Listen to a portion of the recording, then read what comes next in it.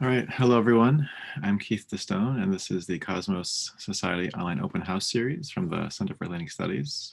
Our guest today is Dr. Erika Weiberg, who is an assistant professor of classics at Florida State University and a current fellow at the center. She earned her degrees from Davidson College and at the doctoral level from the University of North Carolina at Chapel Hill. And she'll be talking with us today about her current book project, which has to do with wives of returning veterans in Classical Athenian Drama. Now, Erika, you've indicated you already know this custom, but could you tell us a bit as you begin of your beginnings of your interest in the classical world? Sure. So I was always a very literary kid and I read a lot as a child, but I wasn't, I didn't really focus on the ancient world until I took Latin in high school, and then really it was in college when I had fantastic teachers in the classics department at Davidson College, and I so loved the slowness of learning the languages and being able to appreciate literature at that granular level. And so that's really what drew me first, I think, having those amazing teachers and being immersed in a literature where you're really forced to start slowly. Yeah. Well, thank you. Thank you so much. It's always nice to hear those things. All right, so we're ready for you to begin, and just let us know when you want to see the text on screen. Okay, great. Well, thank you for inviting me to do this, and I look forward to everyone's comments and questions after my little spiel. The plan is I'm going to start with a kind of big picture, more theoretical approach to what I'm doing, and then we're going to do a very granular deep dive into a speech by Clytemnestra. Like Keith said, I'm finishing a book on wives of returning veterans in Greek tragedy. And so I want to talk a little bit about trauma and other things that have been done in the realm of classics that led me to this topic, as well as sort of my own unique approach to it. So since it was first included in the Diagnostic and Statistical Manual of Mental Disorders in 1980, the term PTSD, or post-traumatic stress disorder, has really entered the mainstream of at least American culture, and I think probably elsewhere as well. And so I want to first start off by defining what this term is in case people aren't familiar with it. When we talk about PTSD, or post-traumatic stress, we're referring to a mental or emotional response to a terrifying event that usually has symptoms of flashbacks, nightmares, and anxiety related to the re-experiencing of that event at a later date. So the thinking goes that in the midst of a terrifying event or a catastrophe, the mind responds by protecting itself by not fully understanding what happened in the moment, and so the event comes back in the form of a flashback or a dream. So this idea has become, I would say, an organizing concept in contemporary American culture, starting off thinking about it in terms of war trauma, but also now I think really entering the mainstream in terms of how we think about our relationship to the past and how the past can return to haunt us in the present.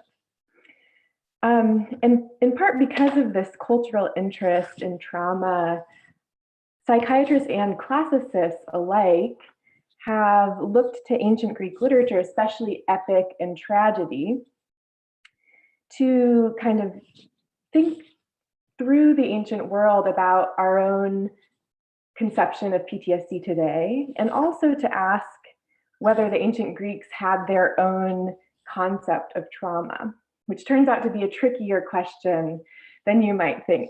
So I'm going to talk a little bit about that. But this question really, I think, entered classics through the pioneering work of Jonathan Shea, who is a clinical psychiatrist who worked with Vietnam veterans. And he wrote two books, one about the Iliad and one about the Odyssey. I think those are on the handout in my bibliography if you want to look there. in which he spoke about how both the Iliad and the Odyssey talk about experiences that are familiar to combat veterans today. And so he juxtaposes those stories of especially Achilles and Odysseus with the stories of the combat veterans with whom he worked.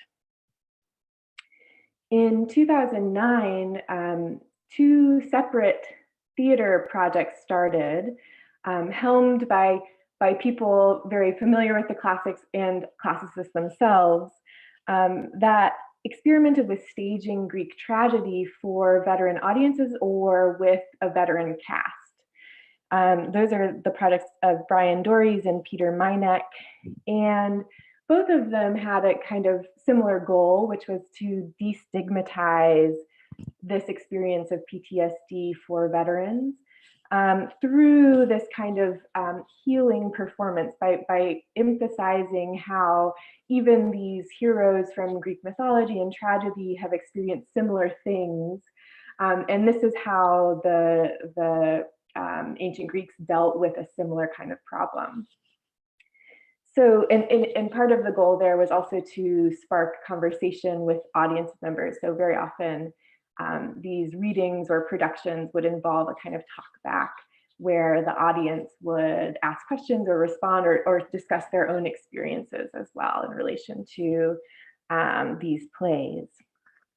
And so these groups tend to highlight the similarity of experiences, the universality of the experience of trauma. So I'm just going to read a quote from Brian Dory's book, Theater of War, from a veteran, Major Jeff Hall, who participated in one of these readings of Sophocles' Ajax. He said, "My God, that's exactly how I feel. That's exactly how I acted. And it dawned on me that this has been an issue that's been going on for 2,500 years. And the Greeks, this is the way that they dealt with it, meaning through the performance of Greek tragedy." So my project focuses on, I had the question, what about the wives of these veterans? Because one thing that we're beginning to be more aware of today is that for the families of soldiers who return from war and experience PTS related to combat experience, there's also a pretty high risk of what's sometimes called secondary traumatization, or an experience of trauma that comes not through direct experience, but through witnessing or caretaking for someone else who has directly experienced it. And so I thought, we have a bunch of these plays that are set after a war or a battle that involve a homecoming soldier. And they're often told from the perspective of the family and especially from the perspective of the wife. So how do these plays, these Nostos plays, how do they engage with this question of how war trauma affects the family and especially the wife? Because I think the focal point in those plays is often the wife. So the plays that I'm interested in are Aeschylus' Agamemnon, Sophocles' Women of Trachis, Euripides' Heracles, and Euripides' Helen. And I know I'm fortunate enough that many of you are familiar with all, if not most, of those plays. So I'll be referring to them a bit as I go forward, but especially focusing today on Aeschylus' Agamemnon. So all of these are Nostos plays where the focus is really on the veteran's wife.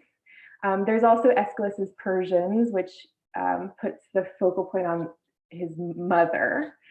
But I was really interested in exploring the subject position of the wife, who was not directly at the war, but who experiences, you could say, I've thought about casting this as a kind of home front experience using that kind of modern terminology. She experiences the war from afar.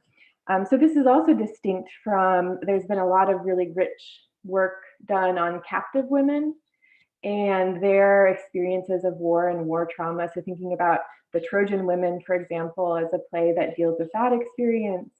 But my interest in this book is really thinking through the experience of the wife who experiences deployment and return from afar, so not directly experiencing the war. You'll all not be surprised to know that these plays are all deeply indebted in form and structure and theme to the Odyssey, which similarly focalizes Odysseus's return from the perspective of Penelope. So that experience is that the Odyssey, the epic, is really in the background of all of these plays, and Penelope's experience is one against which a lot of these tragic wives are framing their experience. So we'll talk about that, especially when we talk about the Clytemnestra speech. My thesis is that these plays about homecoming or nostos, are shaped by the affective or emotional experiences of soldiers' wives, the trauma of absence and return as experienced by those at home. So whereas previous work has really been focused on how these plays stage veterans' experiences, the difficulty of combat and of return for the veteran, I'm saying that these particular plays are exploring sort of the flip side of that experience, the difficulty and the trauma of waiting. And then something I think that's novel when you turn to tragedy as opposed to epic, the difficulties that also emerge after the veteran's return. So epic is a little bit less willing to deal with that question, but tragedy really goes there. So I'll talk a little bit about one of the difficulties of using this language of trauma or post-traumatic stress when we're talking about antiquity. So I want to address that kind of methodological difficulty briefly before we turn to that speech by Clytemnestra. One of the difficulties is that we're still grappling with what trauma is today. It's kind of a slippery term that's been medicalized. And so you have, the shell shock of the world wars, you have this language of post-traumatic stress, moral injury, which is Jonathan Shea's term, combat stress. And, the guidelines, even in the diagnostic manual, change all the time in terms of how are we defining trauma. So there's this difficulty of, this is a changing term that's sort of culturally constructed today to mean a certain set of things. So when I go back and I look at the tragedies, one of the things I'm interested in doing is defining on their own terms, on Greek's terms, what trauma meant for them, rather than simply saying, this experience looks similar to how medical professionals have defined trauma today, because I think that's it's a different model for thinking about trauma than what we find in ancient texts. So I've thought a bit about, what are the terms that Greek tragedy uses for emotional trauma, and in many ways, it's almost like I have too much evidence, because Greek tragedy is really all about how people respond to extreme events, extreme terrifying events. And the language that is used is really varied. So language like algos, achos, helkos, which means wound, peima, panos, odis. Interestingly, not trauma, which is the word that we get trauma from. So that word mainly means a physical wound in Greek tragedy and epic. One of the terms that has been most interesting to me is this term, and I've put several passages on the handout, 1 through 4 on the handout if you want to look at it. Ekplexis or ekpleso in Attic dialect. And that that word to me seems very similar to how we think about the word trauma, in that it seems to refer to an emotional response to a terrifying event that is so shocking that it overwhelms the senses. And that can apply both to someone who experiences trauma or a terrifying event, we'll say, directly, or to someone who witnesses it, which is very similar to how we also define trauma. So if you look at some of my examples here, I have an example from Euripides' Heracles. Just after Heracles emerges from his madness and he sees that he has killed his wife and children, he says, "Ek toi peplegmai," I am in shock. And he goes on to say he feels helpless. He doesn't understand what has happened to him. And the rest of the play is really exploring how that shock continues to affect him and his decision to continue living. This also, the next two examples from Persians show how this experience of shock can happen whether or not you have directly experienced this terrifying event. So here, Atassa is explaining how she responds to the news of the complete devastation of the Persian army. So she says in number 2, for now, in my case, everything seems full of fear, and before my eyes appear the hostilities of the gods, and in my ears a loud noise rings that does not heal. Such is the shock of misfortune that terrifies my mind. So the shock of her fear at learning about what has happened and possibly fear for the future as a result of it overwhelms her mind, and it's a very sensory experience. In passage 3, she says that shock caused by misfortune is so great that it means that she can neither speak nor ask about what happened. So it completely overwhelms her responses to the event. And then number 4 is an example from Sophocles' Women of Trachis, where this is one of my Nostos plays that I look at in my book, where Deianira is describing, she's a war bride, so she witnessed the battle that took place between Heracles and Achelous for her hand in marriage. And she says that she, even though she was there witnessing it, was so afraid that she couldn't, that she can't tell the story of that event, even still many years after the event.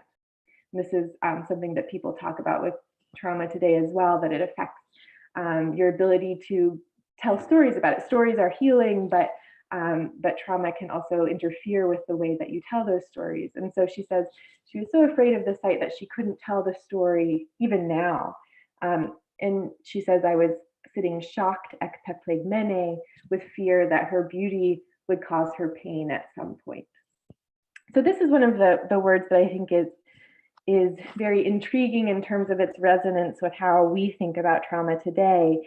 But Greek tragedy has such a rich vocabulary for talking about emotional trauma, and I think there's a lot more work that can be done in terms of really understanding how the Greeks understood trauma on their own terms. One of the things I want to do in my book is think through how wives who are at home during war experience all kinds of difficult things that aren't necessarily directly related to war trauma, but you could still say that they are traumatic experiences. One of them is the experience of ambiguous loss.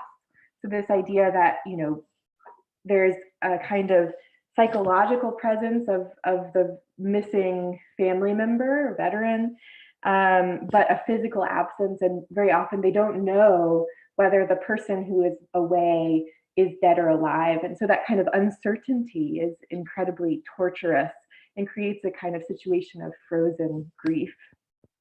Other kinds of experiences like sexual violence, domestic violence, exile and isolation, these kinds of deaths of family members, witnessed or heard about, and then also the systemic trauma of political disenfranchisement.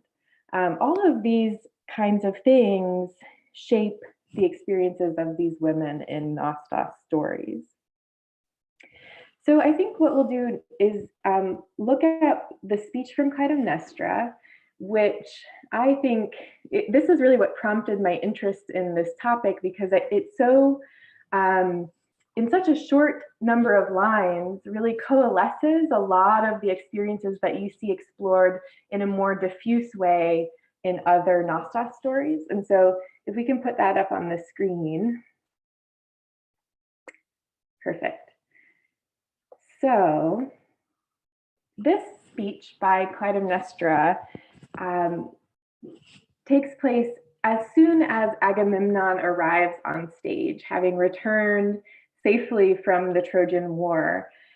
This is the speech that Clytemnestra gives when she emerges from the house, and it's a speech that is aimed both at Agamemnon himself to tell him about her experiences, but also to deceive him, because as you know, part of her plan is to make him think that nothing is odd at home, and that and sort of lure him into the house so that she can kill him inside of it. And so what's interesting to me about this speech is that in order to achieve that goal, she takes on the persona of a typical wife whose husband has been gone and who returns, and she describes in great detail the emotions of that experience.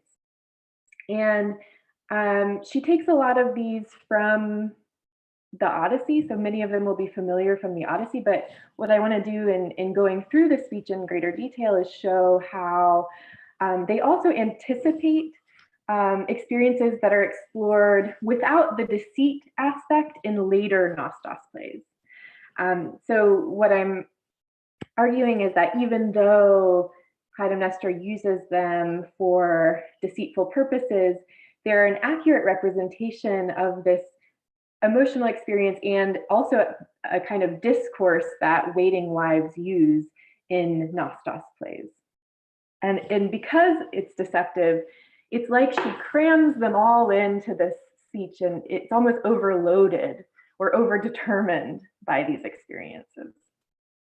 So the first one that she talks about, and this is at the start of the handout, the start of this passage, is an experience of loneliness or isolation, where she says, "For a woman to sit at home alone without her man is a terrible evil."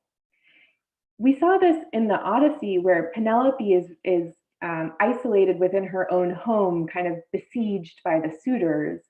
But in later Nostos plays, there's almost like a literal exile that happens with some of these wives that really emphasizes their isolation in the absence of their husband. So in The Women of Trachis, Deianira is in exile in Trachis. None of her family is there with her. That makes her especially vulnerable. In Euripides' Helen, of course, Helen is in exile in Egypt. Megaera's family in Thebes, in Euripides' Heracles, has been murdered, and so she's isolated there. She has no friends. So this trope of the absence of friends is related to this experience of loneliness and exile. So this experience of exile or loneliness really makes these wives feel more vulnerable in their husband's absence. The second topic that she brings up is this fear of false reports. And this is the topic that's explored at the greatest length of any of them in this speech. And I think it gets to the fact that this was a real concern for everyone in a society where they don't have the same kind of communication technologies as we do today. So she talks about how she's really afraid of malignant reports. That gets to the fact that these are almost like malicious, dangerous reports, where people come to her and they tell her one after another that something terrible has happened to her husband.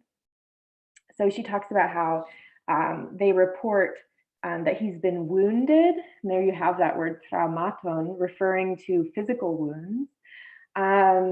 And if he had died as much as these reports said that he had, it would be like he had 3 bodies, like the monster Geryon. So this experience of the false report, I think, is maybe different from, it surprised me when I first read it and noticed how it was a major theme in all of these Nostos stories. Penelope talks about deceptive reports in the Odyssey. Eumaeus says that as well, that people come through Ithaca and want to tell her stories about Odysseus for their own purposes. But it's also a really an important structural element of these other Nostos plays, which are in part because tragedy uses messengers a lot. But if you think about Women of Trachis, there's this double messenger scene where there's a false report and then a corrected report. In Euripides' Helen, Teucer, the veteran Teucer, falsely reports Menelaus' death to Helen in the opening scene. In Euripides' Heracles, Eurystheus' heralds falsely report Heracles' death to Megara. So this is a topic that recurs again and again with great insistence. And I think the amount of time that Clytemnestra spends on it shows that this was a very real concern, the problem of the false report. In part because, part of the anxiety of waiting is not knowing what happened to your family member who is far away, and that all of these competing reports add a kind of anxiety to that uncertainty. Clytemnestra says that she was so disturbed by these reports that she tried to kill herself many times. And although this threat of suicide recurs in other Nostos plays, and in the Odyssey, part of it is a kind of, for Clytemnestra, I think, an indication of a false indication of her loyalty, because often tragic wives will threaten suicide because they prefer, they say, death to remarriage. So that might be part of Clytemnestra's rhetorical intent there. But suicide, of course, is a sign of great emotional distress, and she's talking about how these false reports so deeply impact her. The fourth topic that she talks about is her fears about the safety of her children, and in part this is kind of covering up the fact that she has to explain why Orestes is not there. But she says that it was because she was afraid about what would happen to him in his father's absence. So the lack of a father figure to protect his sons in particular is a matter of anxiety that you see in the Odyssey and in later plays as well. Euripides' Heracles is a play that's all about fears about children's safety during deployment and after the veteran's return. Deianira talks about this a bit as well, that the cyclical absences of her husband as he goes out and does his labors means that he only sees his children when he sews them, she says, and then leaves. So this aspect of childcare being a factor that really makes life more difficult when your husband is constantly leaving or constantly absent. The fifth topic is in line 887 and following, where Clytemnestra talks about her nighttime anxieties and insomnia and dreams. So again, getting at the kind of emotional distress that absence has created, where she says she cries all the time, late at night, the time when his absence is most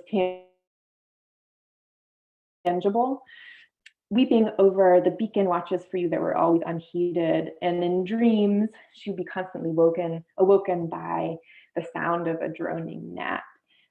Seeing more disasters befall you than could happen in the time I slept. So again, she's experiencing these kinds of dreams that are reminiscent of the dreams that you experience with PTSD, where you're re-experiencing the false reports that she's received, imagining all of the disasters that have happened to him while she slept. Penelope talks a bit about her bad dreams as well, as does Deianira and Sophocles' Trachiniae, what women of Trachis. And Clytemnestra's nightmares actually are explored in greater detail in the libation bearers and in Sophocles' Electra. So this kind of re-experiencing of bad, imagined bad things or reports of disaster is typical of this experience as well. So the last topic that I'll talk about is a little bit different from the other ones, but it's a belief that a lot of these wives have or share that often turns out to be false in a lot of these plays, which is in lines 8, 9, 5 and following, Clytemnestra heaps praise upon Agamemnon as the savior of their household. And she uses a lot of different metaphors to do so, saying that, he's the guard dog of my house, the forestay savior of the ship, firmly based pillar of a high roof, only born son to his father, etc. This belief in the husband as savior, so a lot of times the family in his absence has experienced many difficulties and looks forward to his return as a kind of salvation from them. In tragedy, it's almost relentlessly proven to be false. The most gut-wrenching exploration of that expectation that proves false is in Euripides' Heracles, where Heracles returns, saves his family from this tyrant only to murder them in a fit of madness.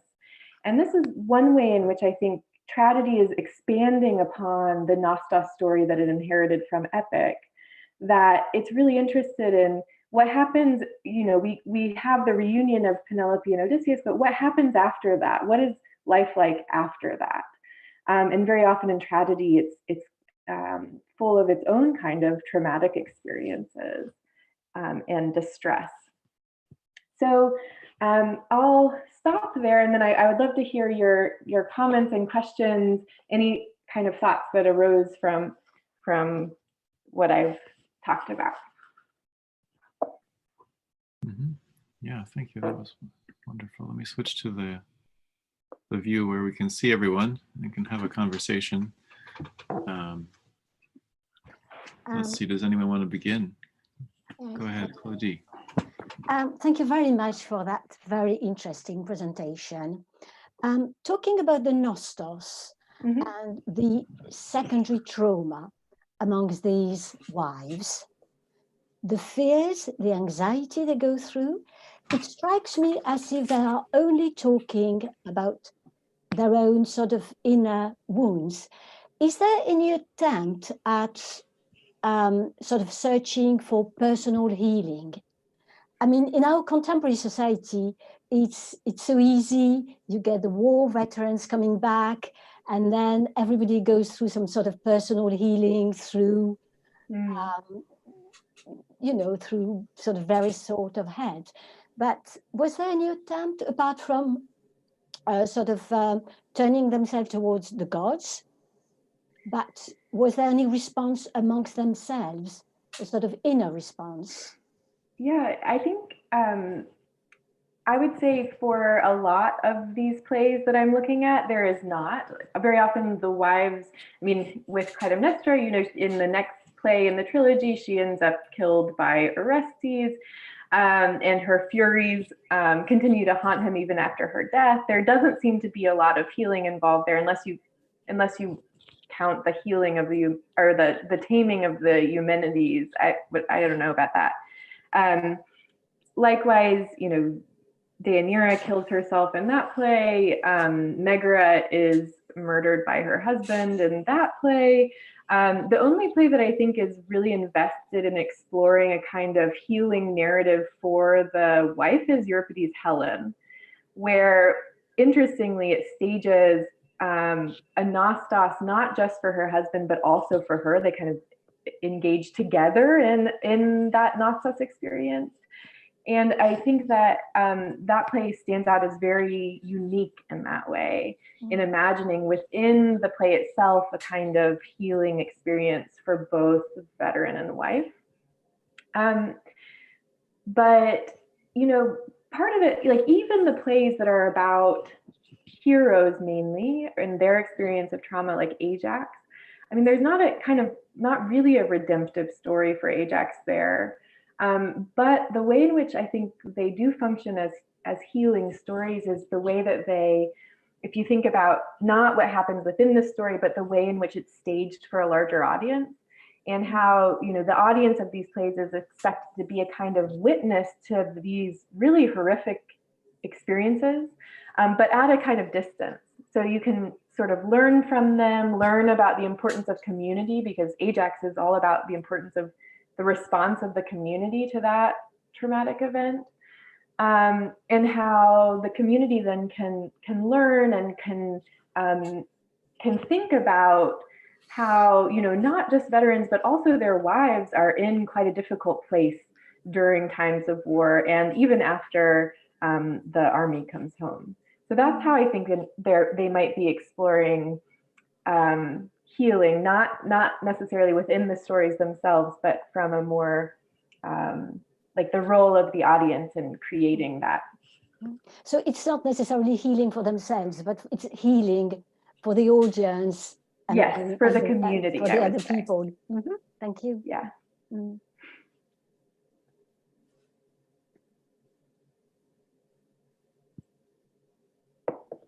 go ahead, Bill. Hi, I'm Bill. I think you did a convincing case for the PTSD for wives, but I think we need to recall this is the Bronze Age civilization where violence was a norm. If you look at the life of Nestor, he saw a lot of awful things and a lot of war, and sons died, and yet he appears to be normal for the most part. And Briseis, the concubine of Achilles, seems to be right in there. She's going to get married. She's going to live happily ever after. So I think there's that side to look at too, that warfare for them was very common. Yeah. Sorry, did you have another thing? No, go ahead. Okay. Yeah, so I think that's true. And I think, I don't want to suggest that warfare today is the same as warfare then. I think we're dealing with a very different situation where it's like such a small percentage of our population who actually fights our wars, and they often feel very isolated when they return home for obvious reasons. That's an experience that most of us do not ever have. And so it's a unique experience. And the ancient world was different in that regard. So I guess, I'm not necessarily claiming that war was universally traumatizing for every person who engaged in it. But I do think that that tragedy is interested in exploring different ways that it can traumatize. And that happens with Ajax. That happens with many of the captive women that you see in tragedy. And some of them, like Cassandra in the Trojan Women, seems very excited about her marriage, but only because she knows that it will result in Agamemnon's death. And her reaction, her mania in that moment, I think is symptomatic of her many experiences of trauma during and after the war. And so, yeah, I mean, I wouldn't say, I mean, even today, PTSD is not, I don't want to suggest either that all soldiers today experience it, because it's actually a small percentage. But it's still a big enough problem that you have an epidemic of suicide among veterans. And I think that the Greeks were aware that even if it didn't affect everyone, it affected enough people that it was worth having a mechanism in society to kind of address, which I think is what tragedy does. It makes me think of what Greg, our kind of patron saint, who brought us all together through his online heroes material, talks about with regard to hero cults as an ongoing kind of ritual processing of an original ritual pollution, moment of ritual pollution. And there can be, it seems, an emotional aspect to this processing as well. Yeah, and I think, you know, part of the healing aspect of tragedy is its ritual context, that you're gathering together as part of a ritual event and sharing in that experience of the story in a ritual context that emphasizes community in that way. So yeah, I think that's very apt. I saw another hand. Kat, I think yours was up first. But you're muted. There you are. Yeah, I'm mute. I'm interested in your personal response to the Agamemnon play, in the sense that you were quoting Clytemnestra's long speech about, you know, how she suffered at hearing he was wounded, etc. And I'm wondering if you're reading it as, I'm suffering because I can't wait for him to get home because I can kill him myself, or is there any element of reality in it? How does it work for you emotionally, thinking about this particular issue as you read that play? And now that you've brought it up to us, how should we start thinking about it? Yeah, that's a great question. I think that the answer, it's very complex, and the representation of Clytemnestra is very complex in that play. So it's a speech that's meant to deceive Agamemnon, as I said, and so there is a kind of difficulty in understanding it as something that that Clytemnestra directly experiences herself. There's an uncertainty about whether these emotions that she's describing are ones that she legitimately felt or not. And actually, there's a passage that I left out where she proclaims that she didn't learn these things from others, but she learned them from her own difficult life. And in saying that, it's almost as if she's saying, in fact, it's like a flag that in fact it is supposed to remind you of, I think, another waiting wife's experiences, which is Penelope. It's almost as if she's saying, well, I'm kind of like cribbing these from the Odyssey. So, you know, I don't know. I don't know whether we don't get that Clytemnestra, if there ever was that Clytemnestra that felt all those things. So we don't know whether those are her emotional experiences, but I think that she's trying to represent what she thinks of as something that wives really do experience during war. And that's why it will be a compelling argument, you can say. And there's all sorts of ways in which the speech itself tells on itself, kind of like it's like she packs them all in. It's a little bit too much. The praise of Agamemnon is too much. It's excessive. But I don't think that means that we should discount the experiences themselves and as representing actual experiences for some wives. And that's, to me, confirmed by the fact that wives in later Nostos plays and Penelope in the Odyssey experience some of these very things, and they're presented in a much more positive or sympathetic light. But yeah, I agree that, I mean, I think that trilogy is a pretty misogynistic trilogy. And so, yeah. Let's see. Ian, I see your hands up there. Thank you. Just a quick question.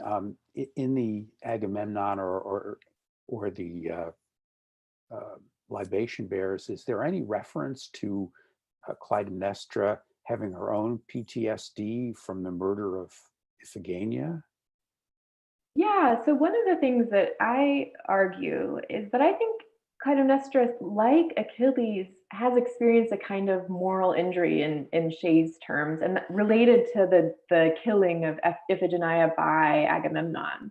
She talks about how that, after she kills him, she talks about how that was a motivating factor in her murder of him. And she describes it in terms of a violation of what's right, of Themis. And that's what Jonathan Shay talks about in Achilles in Vietnam as being the thing that that causes Achilles to react in this kind of withdrawal from engaging in combat, and yeah, so I think there's a similar kind of thing going on there, but because it's a woman doing it, it's much more threatening to the fabric of her society. So she has a legitimate complaint, which is the murder of her daughter for a kind of dubious cause. And she experiences it as a betrayal of family bonds, which it is. And she thinks of herself as avenging that, as kind of withdrawing from her personal ties, even to her other children, in pursuit of that kind of vengeance. Yeah. Thank you. Before we get too far from the last question, there's a similar one that has come from someone watching on YouTube, and I'd like to read it here. This person is wondering about the contrast between the constructed exile or isolation of wives and the fact that this must have been a shared experience of wives. For example, how else would Clytemnestra know what to say? And you kind of addressed that, but I wanted to, maybe you want to say more. And also, maybe I would add the layer, how about someone like Aeschylus? How would he know what to say? Yeah. So exile, I think, is both something that, women actually experienced in times of war. So if you think about during the Persian Wars, how all the women were evacuated from the city, and that experience is shaping like real fears about what sometimes happens in times of war. But then I also think of it as kind of in these tragedies as getting at more of an emotional experience than a real experience. So this feeling of isolation when the person who's supposed to be really the face of your household to the external world is gone. I don't think that most women were actually secluded in their households, but I think that there may have been a feeling of isolation during these periods of war that shaped their experience. And then as for the second question, how would Aeschylus know about this? I think this was a greater concern for Athenian society. How do women respond to these stresses of absence and return? And I don't put a lot of, well, I'm not so concerned about what Aeschylus knew, because I can't ever know that. But I do think I can say that their society was really preoccupied by this question. And you see Aeschylus reflecting that concern. I also think that drama is something that's created not by a single person. So drama is, we tend to think of it as being like a single authored thing because we have like Aeschylus's Agamemnon. But, Aeschylus was involved in creating this production with many other members of his community that shapes the script and that shapes the experience of the performance itself.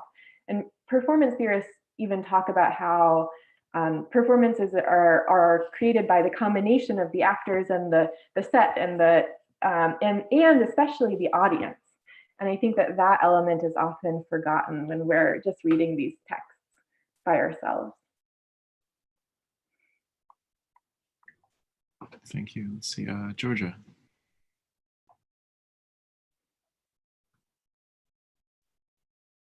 Thank you very much. It was wonderful.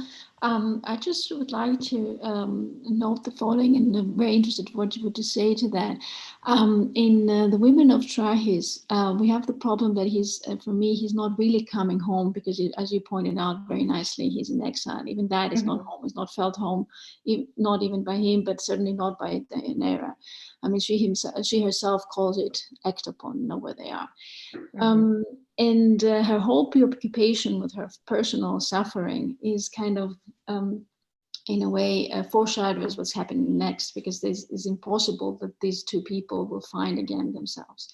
The only, let's say, harmonical match would be Odysseus and Penelope, and that's even that it's bumpy in the beginning, but it happened all well. And I don't disagree about dealing with the traumas wonderfully displayed and explained.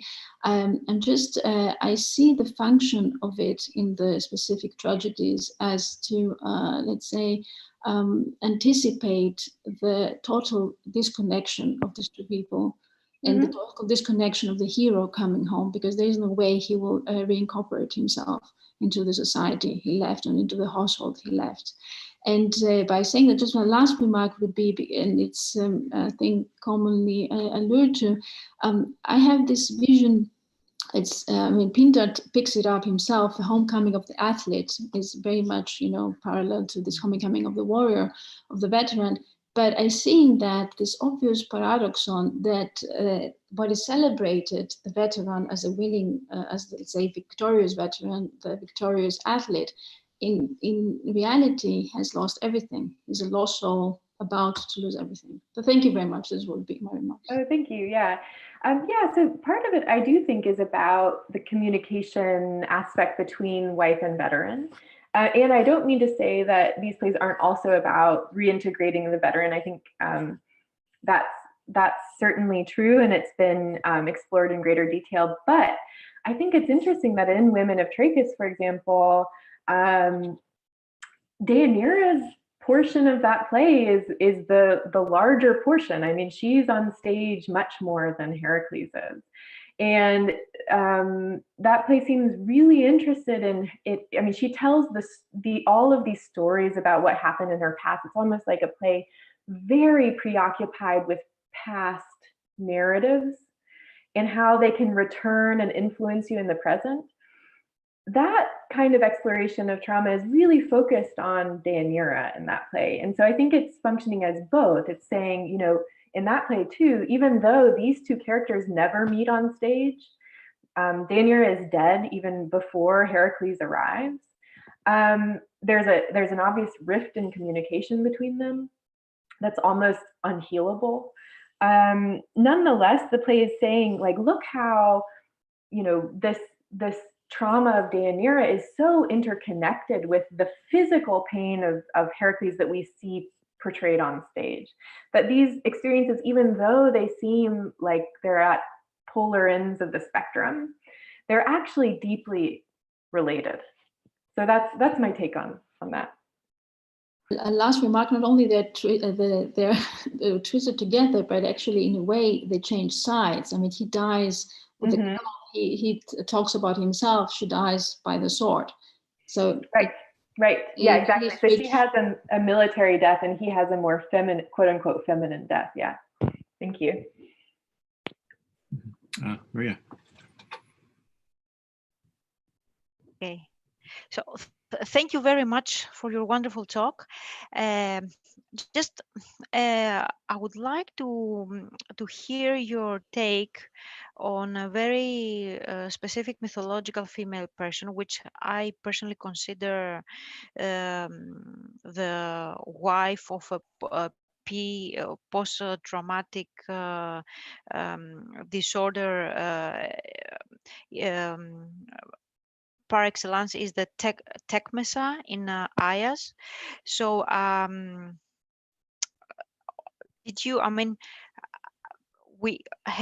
would like just to hear your take on that, on her. Yeah, thank you. So Brian Dories talks a bit about Tecmessa in that book Theater of War, where he's staging Ajax for veteran audiences. And he's framing Tecmessa very much, like you say, as the wife of a veteran suffering from PTSD. And I do think that, you know, she is a fascinating character in that play, and she is his primary caretaker. She's the kind of person who experiences that trauma kind of transposed onto their home, which is that tent. And she relates her own emotional experience of witnessing that to the course, and she's very much traumatized by it. One thing that bothers me about, you know, just making Tecmessa the same as these other wives is that we have to remember that she's an enslaved woman. She's a captive woman. She herself experienced the utter devastation of her city and her family, the murder of her family. So in some ways, she's a much more direct witness of the violence of war than some of these other wives that we're talking about. Now, if you read the Iphigenia at Aulis, you know that Clytemnestra in some stories was like Tecmessa, that she also experienced that. And many of these mythological women did. But for whatever reason, in Agamemnon and these other Knossos plays, that experience, that direct involvement is not as much explored. So I think Tecmessa for me is more like some of the captive women that you meet in Trojan Women. But she tries to make herself, I mean, I really like Kirk Orman's argument about Tecmessa in this play, where he talks about how part of her rhetorical strategy is to make herself seem more like a legitimate wife than she really is. Yeah. And as you said, that's why I address my question to you, is because as you rightly pointed out, Tecmessa is a much more complex female figure, in the sense that she is already a slave. So her very identity on ontological terms is the outcome of war violence. And you also mentioned that she is Ajax's primary caretaker. So she assumes the role of the caretaker of a veteran warrior. Yes. Veteran on a warrior. I mean, he's not, but in a way, yes, he's out of war, not for a good reason, quite the opposite. So I think that her figure is very complex at many levels. Very much so. Yes, I totally agree with you. Yeah. Thank you very much.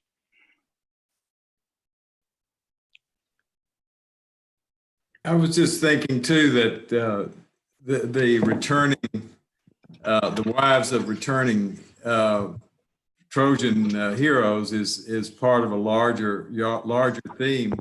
I was thinking about Jocasta, and you know, in a way, Oedipus is a Nostos character, and Jocasta turns out to be, you know, not just the mother, but also the wife. And, you know, of course, she is exposed to overwhelming grief in all the presentations in Greek tragedy that we have. Yes, thank you. Yeah. And, you know, I have to say, just to lay my cards out there, that a lot of our current thinking about trauma comes from Freud. And Freud is very preoccupied with the Oedipus story, as we all know, because in some ways it seems to play out this experience of late learning when it comes to trauma. So it's something that, you know, is difficult to process in the moment, but kind of returns inevitably to haunt you later on. So yeah, I think that the Oedipus story follows that similar kind of trajectory. Like Women of Trachis, for example, is very much a play about late learning and the way that these past experiences can return to haunt you as well. So it's almost like our current ways of thinking about trauma it's kind of a circular thing where they're like influenced by tragedy through Freud, and now we're kind of using our own thinking about trauma to reread tragedy. So, yeah.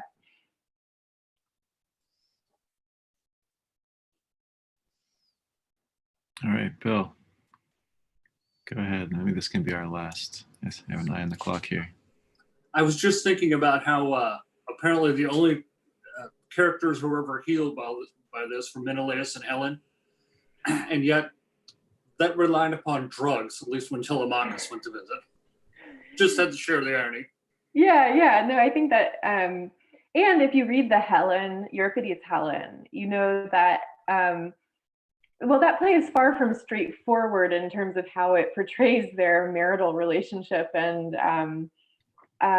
yeah, so I think Helen is also a very multifaceted character, and she's haunted by these earlier stories about her.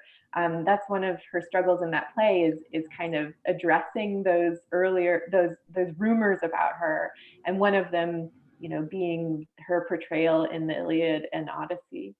So yeah, I think that tradition about Helen really shapes, and the healing power of the drugs she gets in Egypt shapes her portrayal in that play as well.